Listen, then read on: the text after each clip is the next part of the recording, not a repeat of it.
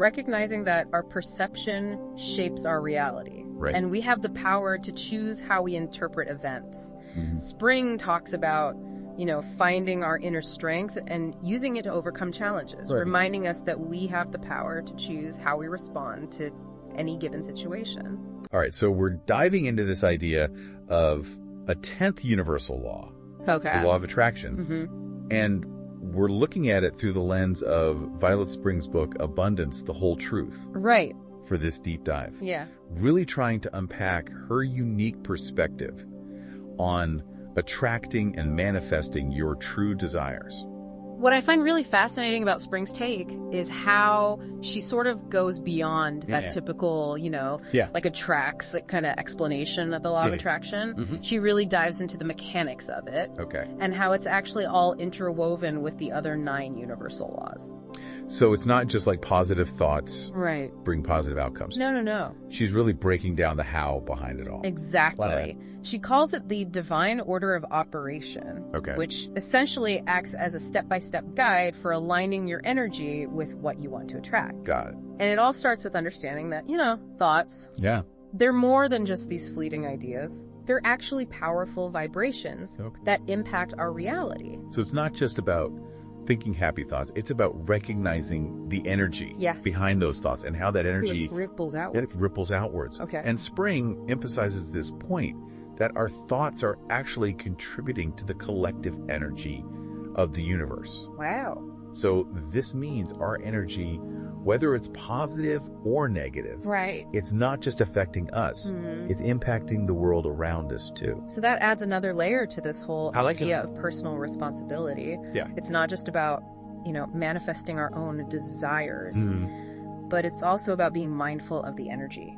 Being mindful. That we're contributing to the collective. To the collective, exactly. Yeah. And that's where intention comes into play. Okay. Setting clear intentions is really about directing our energy towards specific outcomes. Right. It's like focusing a beam of light instead of letting it just scatter in all directions. Okay, so it's about being intentional with our thoughts and actions and aligning them with what we truly want to create. Precisely. Okay. And this is where Spring's divine order of operation comes in. Okay. She argues that mastering the first 9 universal laws is essential for actually harnessing the power of the law of attraction. Interesting. So it's not just about the 10th law in isolation. It's about really building a foundation with the previous 9. So let's break down this divine order of operation a little bit. Sure. What is the first step in this process? All right, so step 1 involves the law of vibration, the law of rhythm, and the law of gender or timing. Okay. And it's all about recognizing that everything in the universe is in constant motion, vibrating at a specific frequency. Right. And we can actually shift our own frequency to align with our desires. So we're talking about raising our vibration and getting in sync with the energy of what we want to attract. Exactly. And Spring talks about, the importance of letting go of negativity, limiting beliefs, clinging to specific outcomes. All of these things lower our frequency and they create resistance. It's almost like we're clearing out the mental and emotional clutter. Exactly. That's blocking us from what we want. Yeah, it's about creating a space for our desires to manifest by aligning our energy with them. So step 1 is all about raising our vibration and clearing out the negativity. Yes. What about step 2? Step 2 brings in the law of correspondence and the law of perpetual transmutation of energy. Okay. And this is where we start to look at our inner world and how it reflects our outer reality. So as above, so below, as they say. Precisely. Okay. Spring talks about the importance of forgiveness, authenticity, and recognizing our own worthiness. That makes sense. If we're holding on to guilt, shame, or limiting beliefs, it's going to be difficult to manifest things that contradict those feelings. Exactly. It's about releasing those negative emotions and stepping into a space of self-love and acceptance. Spring really stresses the importance of moving past the ego. Oh, okay. Which often clings to fear and scarcity. Right. And tapping into the superconscious, that intuitive part of ourselves that knows we are deserving of abundance. So step 2 is about inner work. Yes. Forgiving ourselves, recognizing our worth, and connecting with our intuition. Exactly. What does step 3 involve? Step 3 is about embracing the law of divine oneness. Okay. And this is about understanding that we're all interconnected. Our thoughts, our words, our actions, they have a ripple effect. So it's not just about attracting things for ourselves. Right. It's about recognizing how our energy impacts the collective. Exactly. Spring encourages us to think about how our desires might contribute to the greater good. Okay. And to approach manifestation from a place of love and compassion. Okay. Rather than solely self-interest. That brings a whole new dimension. It does. To the law of attraction. Yeah. It's not just about getting what we want. It's about aligning our desires with the well-being of others. Absolutely. It's about seeing ourselves as part of a larger whole. Right. And recognizing that our individual actions have consequences. So we're clearing negativity. Yes. We're embracing our worth. We're connecting with our intuition. Right. And we're acknowledging our interconnectedness. Yeah. What's next in this divine order of operation? Step 4 brings in the law of polarity. Okay. This is about understanding that everything in the universe has its opposite. Light and dark, good and bad, positive and negative. So instead of resisting or fearing the negative aspects of life, we're learning to embrace them as part of the natural order of things. Exactly. We can't have one without the other. Okay. It's about finding balance and recognizing that even challenging experiences can offer valuable lessons and opportunities for growth. So step 4 is about shifting our perspective and embracing the duality of life. Yes. What about step 5? Step 5 focuses on the law of relativity. Okay. It's about putting things into perspective, understanding that everything is relative to something else. So it's about not getting caught up in comparing ourselves to others or judging our experiences as good or bad. Exactly. It's about recognizing that our perception shapes our reality. Right. And we have the power to choose how we interpret events. Spring talks about finding our inner strength and using it to overcome challenges, reminding us that we have the power to choose how we respond to any given situation. So step 5 is about taking control of our perceptions. Yes. And finding the strength within ourselves to navigate life's ups and downs. Yes. What is the final step in this divine order of operation involve? Step 6 emphasizes universal law number 8, the law of action. Okay. This is where we move from the realm of thought and intention into the realm of action. So it's not enough to just think positive thoughts and set intentions. Right. We need to take concrete steps towards our goals. Exactly. Spring is very clear that hope and wishful thinking are not strategies. Okay. She emphasizes setting clear intentions and taking inspired action to attract and manifest what we desire. So this divine order of operation is really about laying the groundwork for the law of attraction. Yes. To work its magic. It is. Okay. It's about aligning our entire being, our thoughts, our feelings, our actions with our desires. Right. It's about taking responsibility for our reality and understanding that we're not just passive recipients of fate, we're active creators of our own experience. Right. And that's what's so beautiful about Spring's approach.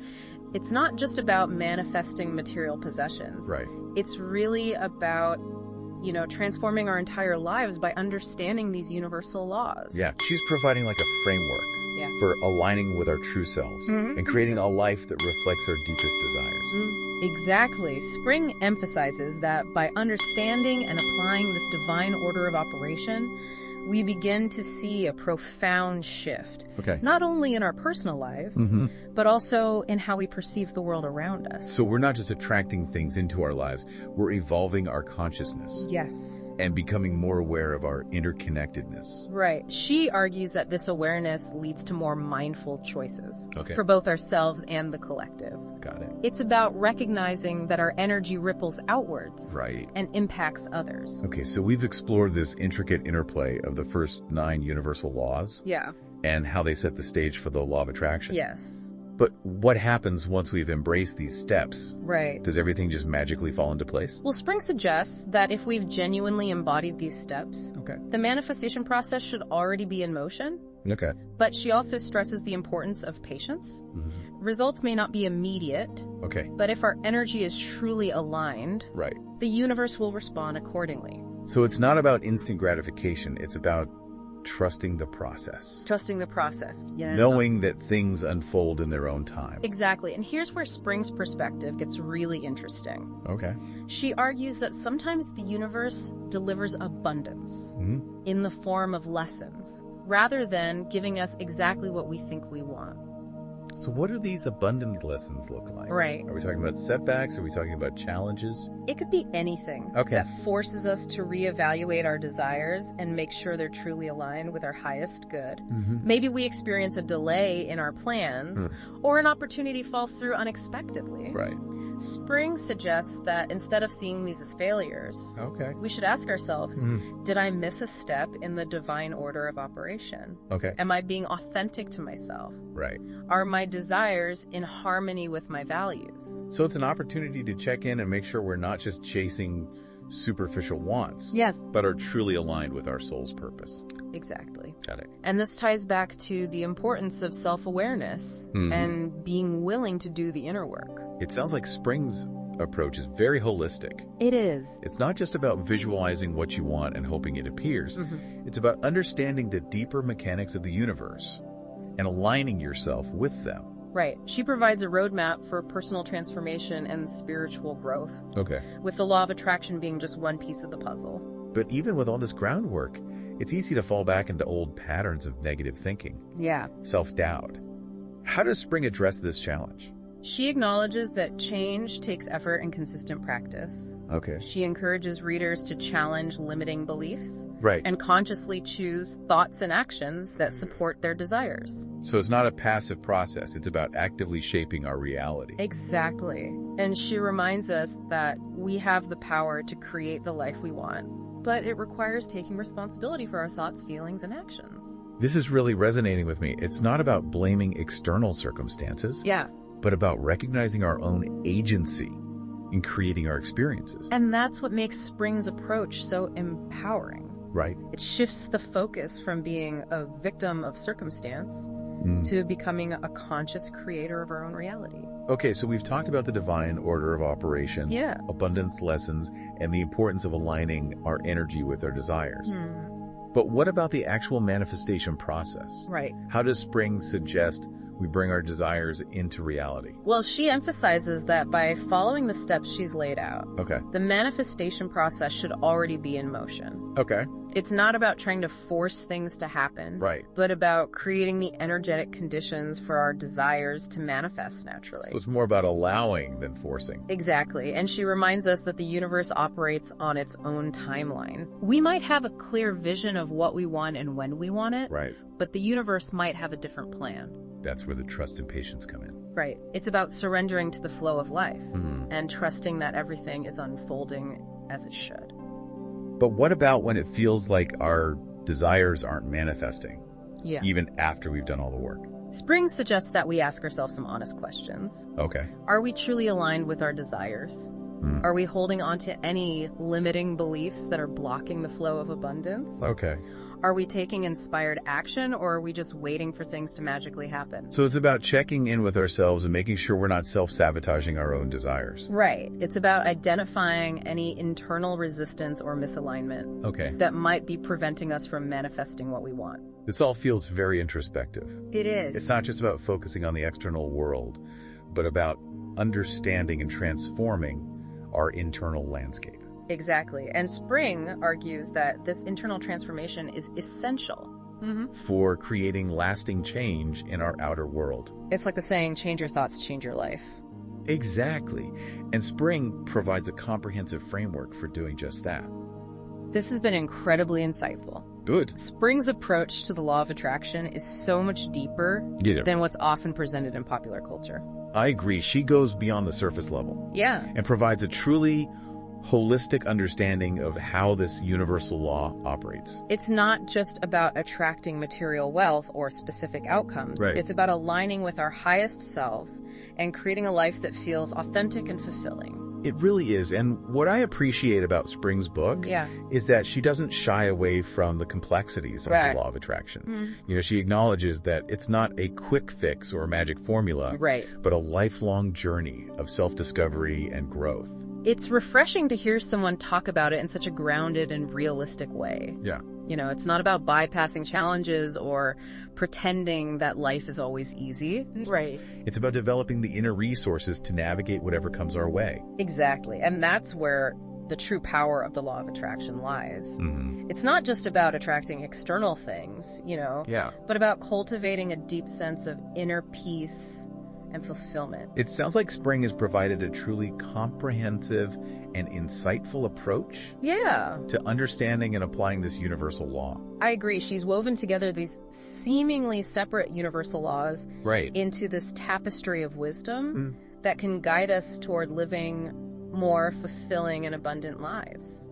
And as we kind of wrap up this deep dive into Violet Spring's unique perspective, is there anything else that stands out to you about her approach to the law of attraction? Well, one thing that I find particularly interesting is that she only focuses on the first 10 universal laws. She hints that there are 2 more laws to discover, but she leaves us hanging a bit.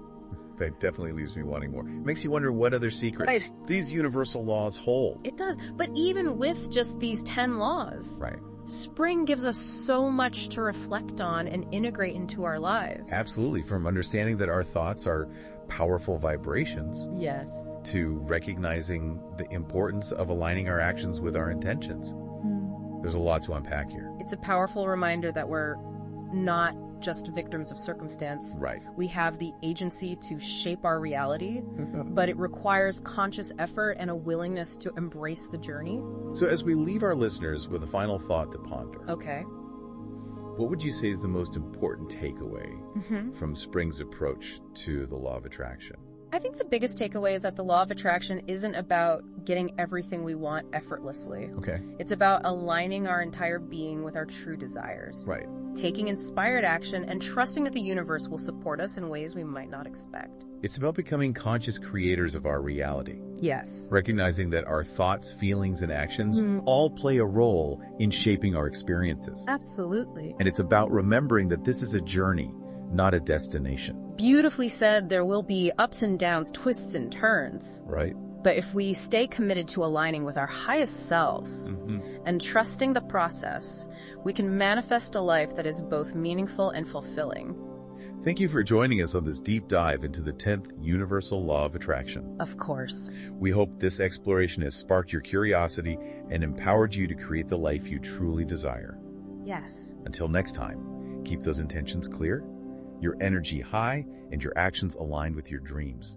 Thanks so much for watching. I'm truly grateful for the support you show Metaphysical Manor and my content when you like, comment, share, and subscribe, as all of those things keep me motivated to keep making content and helps grow our amazing Soul Star community.